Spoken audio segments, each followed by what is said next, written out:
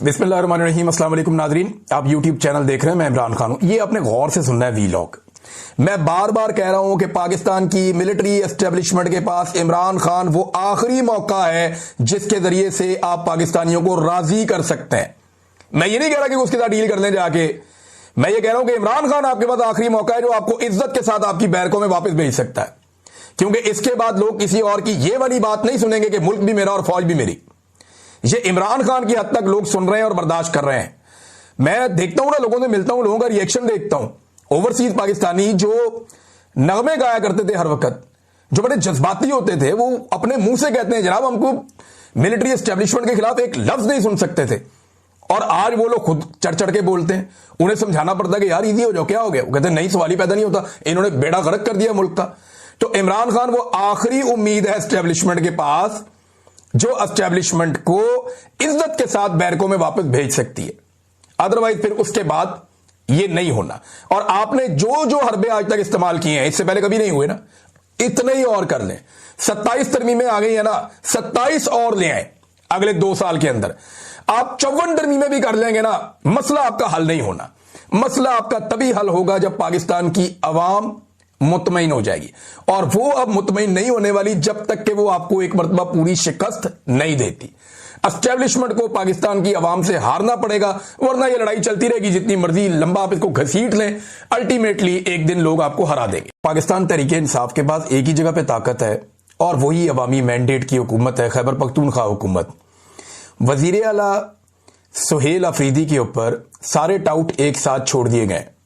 अचानक से सारे मिलकर हमलावर हो गए, और अब तक कुछ सियासी रहनुमा हैं, कुछ टाउट्स हैं, कुछ सहाफ़ी हैं, कुछ जो है वो दीगर लोग हैं, ये रल मिलके सुहेल अफरीदी को पड़ गए उनके एक स्टेटमेंट के बाद।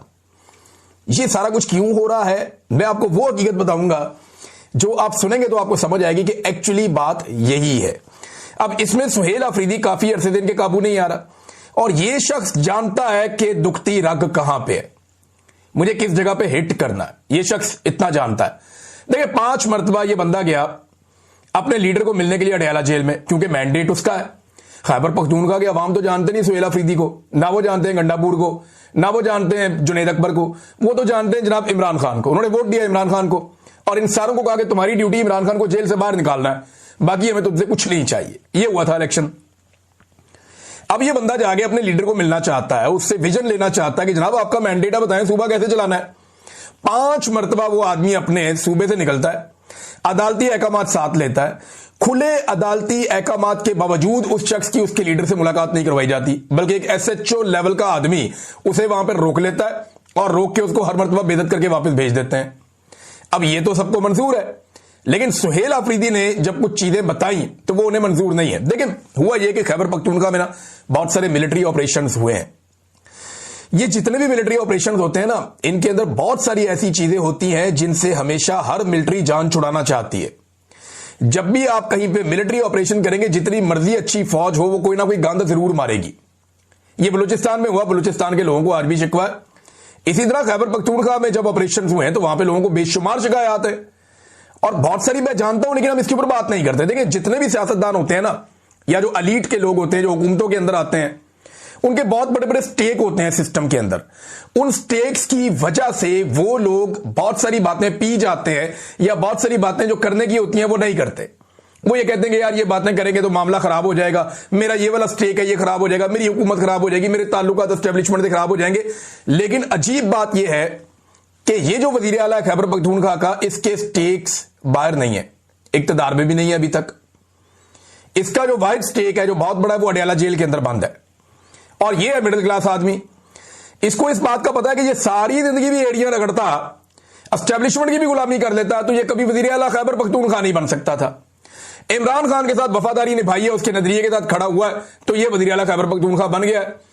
उसको इस बात का पता है। देखिए, अगर सुहेल अफरीदी ने किसी वक्त भी इस हुकूमत को अपनी कमजोरी बनाया, या किसी वक्त भी पाकिस्तान की एस्टेब्लिशमेंट को इस बात का जरा सा भी शुबा हुआ कि इस आदमी को अपनी हुकूमत गिरने का खतरा है, या इसको अपनी हुकूमत से प्यार हो गया है, तो फिर वहां कहानी खत्म हो जाएगी सुहेल अफरीदी की। उसे इस बात की परवाह नहीं है, और उसने अब वो सच बोलना शुरू किया जिस सच को हमेशा बड़े बड़े लोग छुपाते रहे हैं। देखिए, मैं इस पे एतराज कर दिया, एकदम रोला डाल दिया जी, मस्जिद के अंदर कुत्ते बांधे फौज ने, और हमने जब उन्हें कहा, उन्होंने कहा आप भी कुत्तों की तरह ही हो। यानी आप में कोई फर्क नहीं है कुत्तों में और आप में। और ये सुहेल अफरीदी ने एक बात बताई, लेकिन यहां सुहेल अफरीदी ने एक बात नहीं बताई, और बातें भी बताई थी। सुहेल अफरीदी ने यह भी बताया था कि एक एक घर की 10-10 लाशें हमने उठाई हैं। इस पे तो किसी ने सवाल नहीं उठाया, किसी ने नहीं कहा कि सुहेल अफरीदी झूठ बोल रहा है।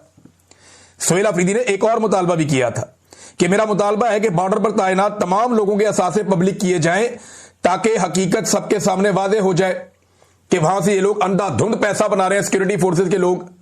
इसके ऊपर भी किसी ने आवाज नहीं उठाई, इसके ऊपर भी किसी ने रोला नहीं डाला। अब इन बातों के ऊपर भी तो आवाज उठानी चाहिए ना।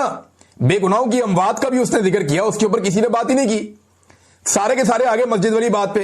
हालांकि एक इंसानी जान की हुर्मत काबे की हुर्मत से ज्यादा है, ये मेरा दीन कहता है। मैं कोई बाहर से नहीं लेकर आया ये स्टेटमेंट, और ये मैंने इन्हीं मौलवियों से सुनी है जो इस वक्त उछल उछल के बयान दे रहे हैं कि एक इंसानी जान की हुर्मत जो है वो काबे की हुर्मत से ज्यादा है।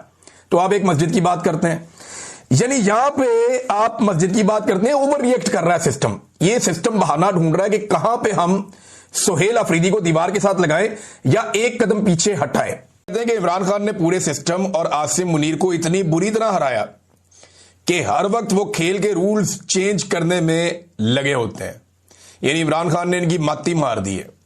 इमरान खान ने इनका इतना बेड़ा गर्क कर दिया कि अब ये खेल के रूल्स तब्दील कर रहे हैं बार बार, कभी जोर जबरदस्ती से और कभी आईनी तरमीम से। इन सबको ये नहीं पता कि कुछ उसूल कुदरत के भी होते हैं, और इनके मुताबिक इमरान खान इन सबको मात दे चुका है अवाम की मदद से।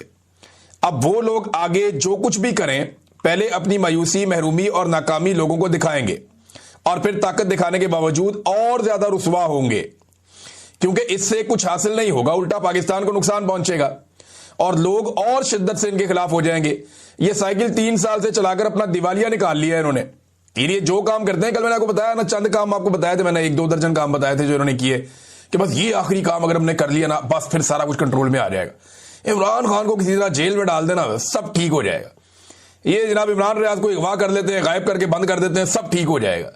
ये जनाब अरशद शरीफ को कत्ल कर देते हैं, अरशद शरीफ पाकिस्तान से निकल गया, उसकी जिंदगी जीरन कर दी, वो कत्ल हो गया, अब सब ठीक हो जाएगा। पाकिस्तान का मीडिया कंट्रोल कर देते हैं, पीका ऑर्डिनेंस लाके ना इनका गला दबा देते हैं। जनाब हम ये काम करते हैं, वो ये चोरों डाकुओं को इकट्ठा करके सबको बिठा देते हैं, इक्तदार दे देते हैं। हम ये कर देते हैं, वो कर देते, सारे गलत डोनाल्ड ट्रंप के जाके पांव पकड़ देते हैं, उसकी तारीफों में जमीन आसमान के किलाबे मिला देते हैं, बूट पॉलिश करते हैं कमाल किस्म की जुबान से। ये सारा कुछ करने के बाद भी इनको पता चलता है कि अब इन्हें कुछ और करना पड़ेगा। वो एक दरिया क्रॉस करते हैं तो अगला दरिया सामने आ जाता है, और वो पहले से ज्यादा कठिन होता है।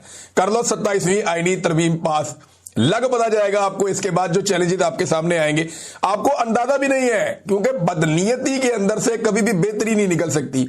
ये बदनीयत है, अपनी अपनी नौकरी, अपनी अपनी हुकूमत और अपने अपनी कुर्सी के चक्कर में, और इनको हमेशा ये याद रखना पड़ेगा जो अभी जबरान साहब ने कहा कि कुदरत का भी एक कानून होता है।